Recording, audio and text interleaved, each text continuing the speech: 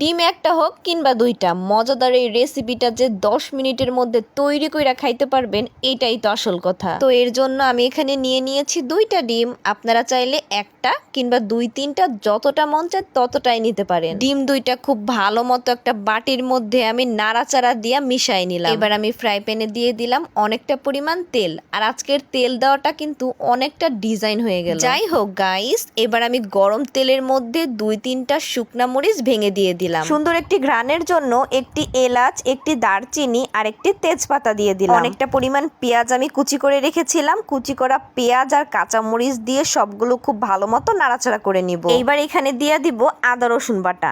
আদা রসুন বাটা দিলে তো ছিটাছিটি করবোই, এর লেগে আদা রসুন বাটা দিয়া চুলার আঁচ কমাইয়া দূরেই জায়গা। তো কিছুক্ষণ পর চলে আসলাম পানি দেওয়ার জন্য। এখন পানিটা দেওয়া হয়ে গিয়েছে আর আদা রসুন বাটা ছিটবে না। এইবার এখানে কিছু গুঁড়া মশলা অ্যাড করব, যেমন হলুদের গুঁড়া, অনেকটা পরিমাণ মরিচের গুঁড়া, মানে অনেক বেশি ঝাল ঝাল করে রান্না করব তাই অনেক বেশি মরিচের গুঁড়া দিলাম। ধনিয়া গুঁড়া দিলাম, ভাজা জিরার গুঁড়া দিলাম আর পরিমাণ মতো লবণ। লবণ ছাড়া তো খাবারের টেস্টই পাওয়া যাবে না। যাই হোক, তেলের উপরে মশলাটা খুব ভালো মতো আমি কষিয়ে নিব। এর জন্য আমি একটি ঢাকনা দিয়ে ঢেকে রাখবো। যাই হোক, একটা কথা আপনাদের বলে রাখি, যাদের কাছে আমার ভিডিওগুলো ভালো লাগে অবশ্যই কিন্তু আমাকে কমেন্ট করে জানাবেন। আর আমার নিত্য নতুন ভিডিও দেখার জন্য অবশ্যই কিন্তু পেজে ফলো দিয়ে রাখবেন। মশলাটা খুব ভালো মতো কষানোর পর মিডিয়াম সাইজের একটা টমেটো আমি কুচি করে দিলাম। আর টমেটোর জন্যই কিন্তু আজকের এই মজাদার রেসিপিটা আরো বেশি মজাদার হয়ে গিয়েছে। আর আজকের এই রেসিপিটাকে যেটাই বলেন না কেন, ডিমের ঝুড়ি ভাজা বা ডিম ভাজা যাই বলেন না কেন, খেতে কিন্তু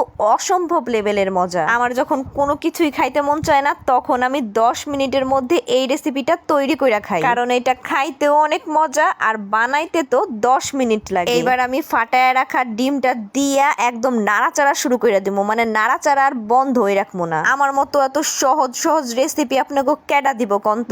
যে রেসিপিগুলো আমার কাছে তৈরি করার পর অনেক বেশি মজা লাগে, ওই রেসিপিগুলাই কিন্তু আপনাদের লগে শেয়ার করি। যাই হোক, বক বক পক পক করতে করতে কিন্তু ডিমটা আমি খুব সুন্দর কইরা নাড়াচাড়া কইরা ভাঙ্গা ভাঙ্গা ছোট ছোট কইরা নিছি। এবার ঢাকনা দিয়া দিমু আর কিছুক্ষণ পর পরই ঢাকনা উল্টায় পাল্টায় আমি রান্নাটা কিন্তু কইরা নিমু। অনেকেই আছেন যাদের গরম ভাতের সাথে ঝাল ঝাল কিছু খাইতে মন চায়, কিন্তু অনেকটা সময় লাগবো বা হাতে সময় না থাকার কারণে খাইতেও পারেন না। তাই কিন্তু 10 মিনিটেই এই মজাদার রেসিপি তৈরি কইরা খাইতে পারবেন। নামানোর আগ দিয়ে আমি কিছু ধনিয়া পাতা কুচি কইরা নিছিলাম, ওইগুলাই দিয়া সুন্দর কইরা নাড়াচাড়া কইরা নামাই নিমু। ভাই, এটা এত মজার, মানে আপনারা যদি না বানায় খান তাহলে কেমনে বুঝবেন বলেন তো? আর ডিম তো আমাদের সবার ঘরেই থাকে, তাহলে এই রেসিপিটা আমরা সবাই কিন্তু তৈরি করে খাইতে পারি। তবে টমেটো যদি হাতের কাছে না থাকে, টমেটো ছাড়াও কিন্তু এই মজাদার রেসিপি তৈরি করে খাইতে পারবেন। তাইলে আর দেরি কিসের কন্ত?